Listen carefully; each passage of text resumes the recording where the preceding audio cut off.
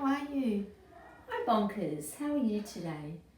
It's nearly Easter, so I thought I would read a story called Who Hid the Easter Eggs by Pirkko Vainio.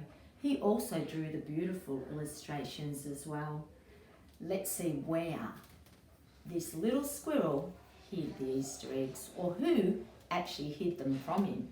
It was a beautiful spring day. Harry sat on a branch, swaying in the breeze. He was happy.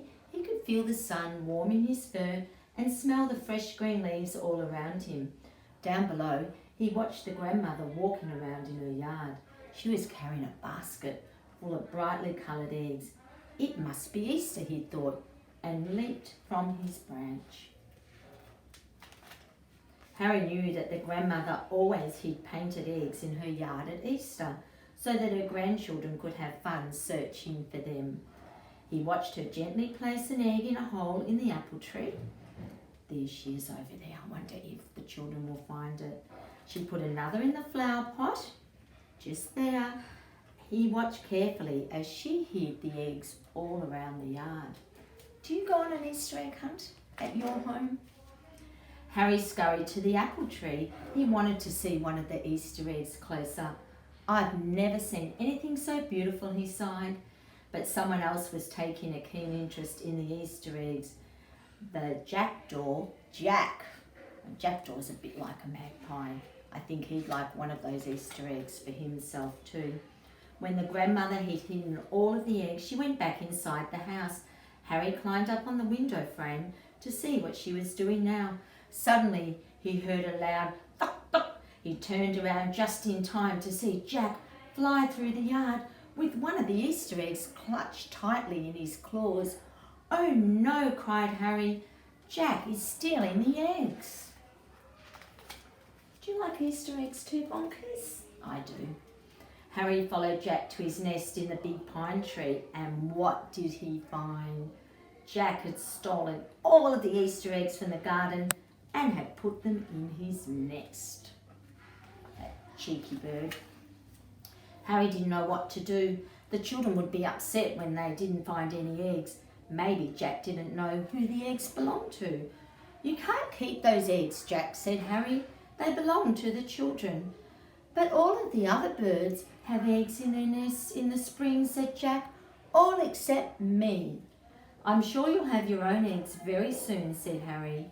Well, if you think so, said Jack. So Jack and Harry put all of the eggs back in the yard. One by one, they carefully rolled them down the lawn. Jack was worried. I can't remember where I found them all, he said. Oh no, Harry sat down to think. One of them was in the flower pot and one was in the apple tree. Just then they heard voices. The children were here. Harry and Jack raced around hiding the eggs anywhere they could. The children ran around and round the yard, but they couldn't find a single egg. Grandmother must have hidden them very carefully.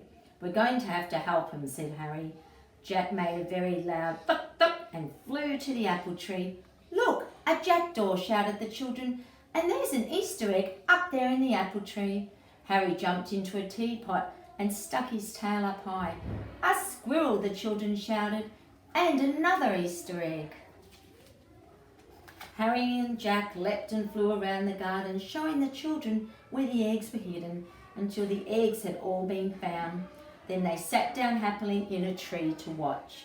It's nice to see them having so much fun, said Harry.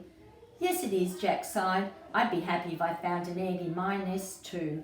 Well, maybe I can help you, said Harry. Harry and Jack went back to Jack's nest in the pine tree. On a nearby branch sat another jackdaw with a couple of twigs in her beak.